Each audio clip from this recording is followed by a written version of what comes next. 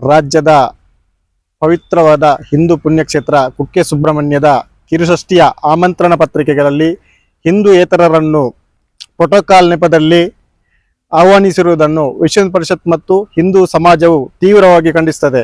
ಅಧಿಕಾರಿಗಳು ಕಾಂಗ್ರೆಸ್ ಸರ್ಕಾರದ ಏಜೆಂಟರಂತೆ ವರ್ತಿಸುತ್ತಾ ಅಹಂಕಾರದಿಂದ ನಮ್ಮ ಪವಿತ್ರವಾದ ಹಿಂದೂ ಧಾರ್ಮಿಕ ಶ್ರದ್ಧಾ ಕೇಂದ್ರವಾದ ಕುಕ್ಕೆ ಸುಬ್ರಹ್ಮಣ್ಯದ ಕಿರುಷಷ್ಠಿಯ ಈ ಒಂದು ಧಾರ್ಮಿಕ ಕಾರ್ಯಕ್ರಮಕ್ಕೆ ಅತಿಥಿಗಳನ್ನಾಗಿ ಮಾಡುತ್ತಿರುವುದು ಹಿಂದೂ ಭಾವನೆಗಳಿಗೆ ಧಕ್ಕೆಯನ್ನು ತರುವುದಲ್ಲದೆ ನಮ್ಮ ನಂಬಿಕೆಯ ಮೇಲೆ ಪ್ರಹಾರ ಮಾಡುವಂತಾಗಿದೆ.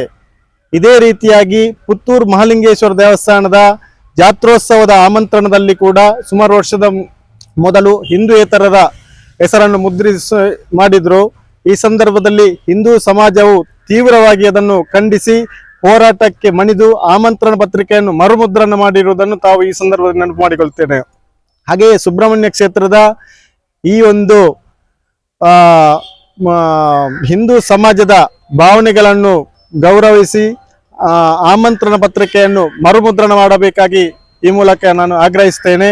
ನಿಮ್ಮ ಪ್ರೋಟೋಕಾಲ್ ಏನಿದ್ರು ನಿಮ್ಮ ಇಲಾಖೆಯಲ್ಲಿ ಅದನ್ನು ತೋರಿಸಿ, ಆದರೆ ನಮ್ಮ ಹಿಂದೂಗಳ ದೇವಸ್ಥಾನಗಳಲ್ಲಿ ನಿಮ್ಮ ಪ್ರೋಟೋಕಾಲ್ನ ಅಗತ್ಯತೆ ಇರುವುದಿಲ್ಲ. ಪ್ರಮೋದ್ ರೈ, ವಿಶ್ವ ಪರಿಷತ್ ಜಿಲ್ಲಾ ಸಹ ಕಾರ್ಯದರ್ಶಿ.